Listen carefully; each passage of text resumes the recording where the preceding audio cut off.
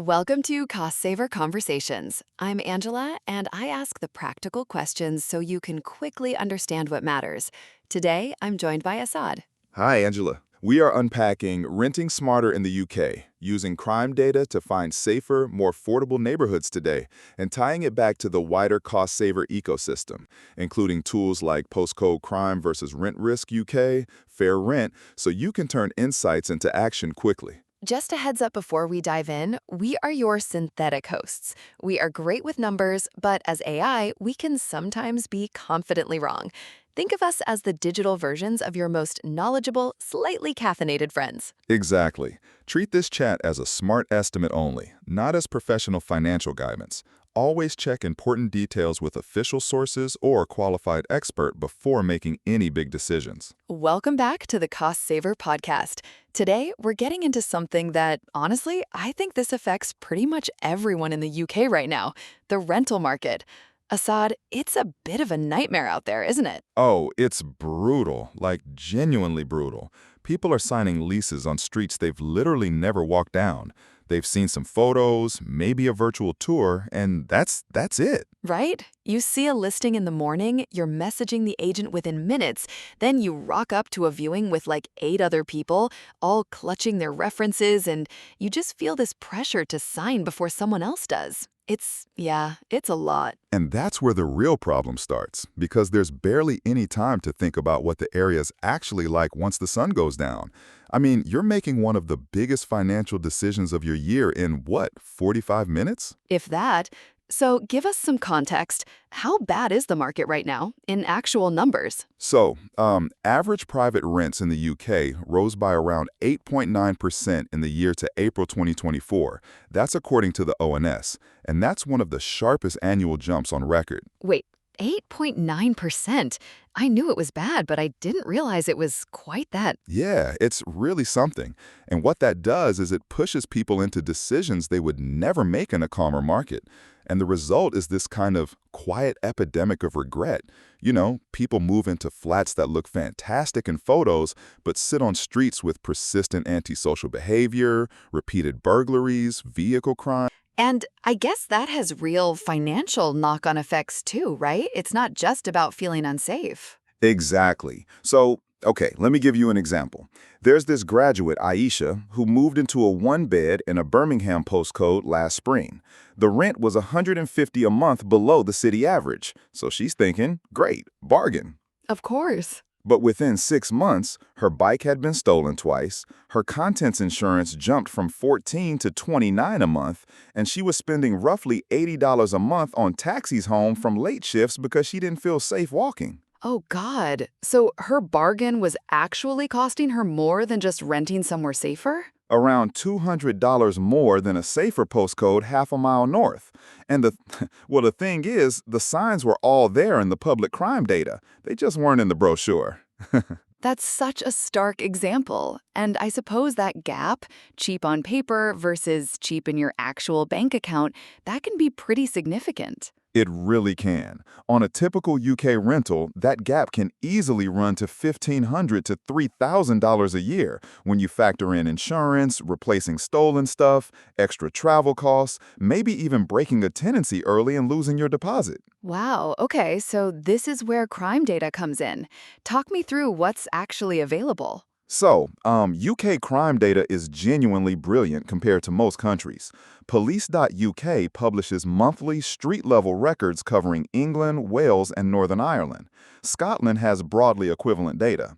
You can see incident counts by category, plotted to anonymized points within a short radius of where they actually happened. That's pretty detailed. It is. But, and this is important, raw numbers without context can mislead you in both directions. How so? Well, a city center postcode will always look terrifying compared to a sleepy village, even if your specific street is perfectly fine. And on the flip side, a suspiciously quiet rural postcode might just be underreported because, residents have sort of given up calling 101. I hadn't thought about it like that. So what should people actually be looking at? Right. So there are kind of 5 things. First, the category mix. Is it mostly shoplifting and public order stuff clustered around a high street, or is it residential burglary spread across side streets? Very different. Right. Second, the trend line over 6 to 12 months. Is it stable, climbing, falling? Third, the time of day pattern where that's available. Daytime retail crime is a completely different animal from late-night violence near pubs. Fourth, geographic clustering. Are incidents concentrated on one or two problem roads you could simply avoid? And fifth, how does it compare to the wider borough or local authority average? So, like, if I pulled up London's SE1, which I imagine looks pretty alarming in raw figures. It does, but SE1 includes London Bridge Station, which just inflates every single category. You always need to normalize by what kind of area you're looking at. Does that make sense? Yeah, totally. But I'm guessing there are things crime data just can't tell you. Absolutely. It won't tell you how a place feels, how well lit the walk from the bus stop is, whether the local pub kicks out at midnight, whether the neighbors play drum and bass at 3 a.m. For that, you still need to visit at different times of day and, ideally, talk to someone who actually lives there. Fair enough. So it's not a magic bullet, but it's a really solid starting point. Now, okay, here's the thing I've always assumed. Safer area equals higher rent, full stop. Is that wrong? It's sort of wrong. I mean, most people assume that clean trade-off, but the reality is messier and honestly more interesting, because that's exactly where the bargains hide. Oh, go on. So rental prices respond to things like transport links, school catchments, regeneration, pure fashion even. Crime patterns respond to different forces: police resourcing, licensing decisions, long-running socioeconomic trends. They don't move in lockstep, which means some areas have already repriced for past reputations while others haven't yet repriced for recent improvements. So there are actual patterns renters can exploit? There are. The first one I call the lagging reputation.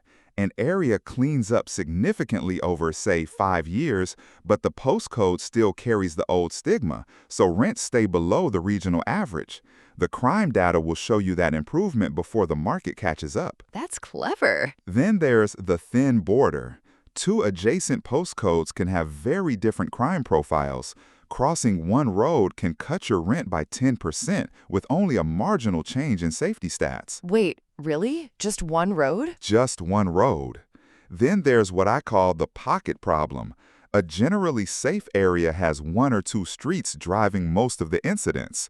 If you avoid those specific roads, you get safe area living at slightly less safe area prices. That's actually wild. And the fourth one? The commuter belt overcharge. Some commuter towns command premium rents based purely on having the station, even though their crime levels are higher than quieter villages literally one stop further out. I feel like I've probably fallen for that one. Okay, so how do we actually put this into practice? Like, if you were moving tomorrow, what would you do? Right, so the whole process takes about 2 hours of focused research, and it saves most renters somewhere between £500 and £2,000 over a 12-month tenancy. Step 1. Define your non-negotiables. Before you look at a single map, write down what you actually need. Commute time, budget ceiling, must-have features like outdoor space, and this is the one people skip, your acceptable risk tolerance. What do you mean by risk tolerance exactly? Well, someone working night shifts and walking home at 2 a.m. has very different safety needs from someone who works from home and rarely goes out late. There's no universal safe enough threshold, only what works for your life. Oh, that's actually a really good point. I hadn't thought of it that way. And then step 2, cast a wider net than feels comfortable. Most renters look at 3 or 4 areas they already know. The bargains tend to live in the areas they haven't considered yet. I'd say identify 10 to 15 possible postcodes, including some you might initially dismiss. 15? That sounds like a lot of research. It is if you're doing it all manually, cross-referencing police.uk, Rightmove, ONS rental indexes, council tax bands. It's tedious. But for each one, you want a basic snapshot. average rent for your property type, total recorded crimes per 1,000 residents over the last 12 months, the dominant crime categories, council tax ban, and public transport frequency, including last train timings. And this is where tools that pull it all together help, I'm guessing. Yeah, exactly.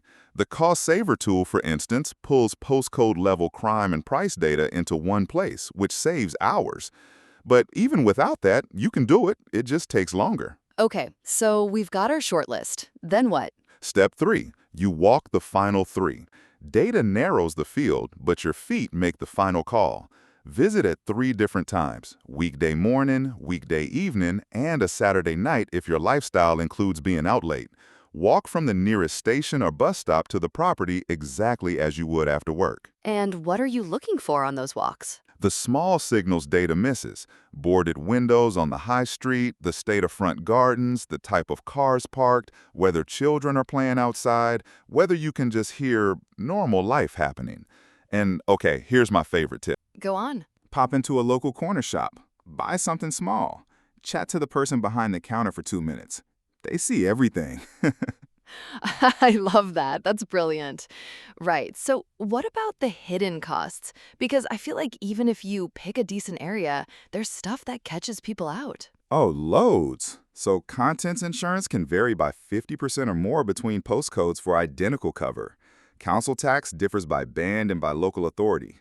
Energy bills depend hugely on the property's energy performance certificate rating. If the landlord's been dragging their feet on efficiency upgrades, that hits you directly. Right. Then there's travel costs if you end up using taxis to avoid walking home, parking permits where applicable, and all of this, as we saw with Aisha, it adds up. That $1,500 to $3,000 a year figure isn't hypothetical. That's actually really sobering. And what about, are there property-specific red flags people should know about? Yeah, definitely. A letting agent who won't let you see the property in person before signing? Big red flag. Deposit demands outside the official protection schemes. Pressure to pay several months up front without a clear reason. Vague answers about who handles repairs and how quickly. What about the energy performance certificate thing? If there's no mention of the energy performance certificate rating, or it's below E, which is actually illegal to let in most cases, that's a warning sign. And honestly, if a landlord seems cagey about the energy performance certificate or the recent gas safety check, that's often a sign of deeper financial pressure. A stressed landlord usually means a slow-to-repair landlord. That's one of those things you don't think about until you're dealing with it, you know? Exactly. And look, it's worth understanding. Many private landlords are being quietly squeezed right now by rising mortgage costs, regulation, unexpected outgoings, and those pressures trickle down to tenants. Some landlords are selling up, some are raising rents sharply, some are just skimping on maintenance. So knowing that helps you read between the lines when you're choosing who to rent from. It really does. Also, visible damp, mold, fresh paint covering suspicious patches, unusual tenancy clauses about quiet hours or visitors or lifestyle restrictions, all red flags. Have I explained that clearly? There's a lot to remember. No, that's really clear. And I think the key takeaway is your tenancy is a contract, not a favor, right? You're paying significant money. Exactly right. You're entitled to do thorough due diligence before signing. The renters who do this, who layer the crime data, the rental prices, the hidden costs, the physical visits, the local knowledge, they consistently end up in better homes and better areas, paying less in total. And one thing I wanted to ask, does checking all this stuff, show up anywhere? Could it affect your credit score or your rental application somehow? No, not at all. Police.uk and ONS data are free public resources. Checking them leaves no trace anywhere that affects you. No hidden fees, no sign-ups required, nothing you look at obliges you to do anything. The only cost is about 2 hours of your time. Oh, that's actually really reassuring. Okay, so let me try to pull this all together for everyone listening. Step 1, define your non-negotiables before you look at anything. Commute, budget, risk tolerance, all of it. Yep. Step 2, cast a wide net, like 10 to 15 postcodes, including ones you might initially dismiss. Pull the crime data, the rent data, council tax, transport links. And don't forget to look at the trend, not just the snapshot. 6 to 12 months of crime data, not just last month. Good point. Step 3. Walk your final shortlist at different times of day. Talk to locals. Pop into the corner shop. Always the corner shop. And then factor in the hidden costs: insurance, council tax, energy, travel, and watch for those property red flags: damp, dodgy deposits, missing energy performance certificates. Spot on. And if you want to skip some of the spreadsheet work, the Cost Saver tool pulls the crime and rent data together at postcode level. Takes about 10 minutes to run through a short list. It's free, doesn't ask for personal details. Use it as your first filter, then layer your own visits and instincts on top. That combination is honestly how you find the good deals everyone else is missing. Assad, that's been genuinely really helpful. I feel like I've learned a lot, and I'm sure our listeners have too. Thanks for breaking it all down. Thanks, Angela. And honestly, to anyone listening, don't panic sign. 2 hours of research now saves you thousands and a lot of stress later.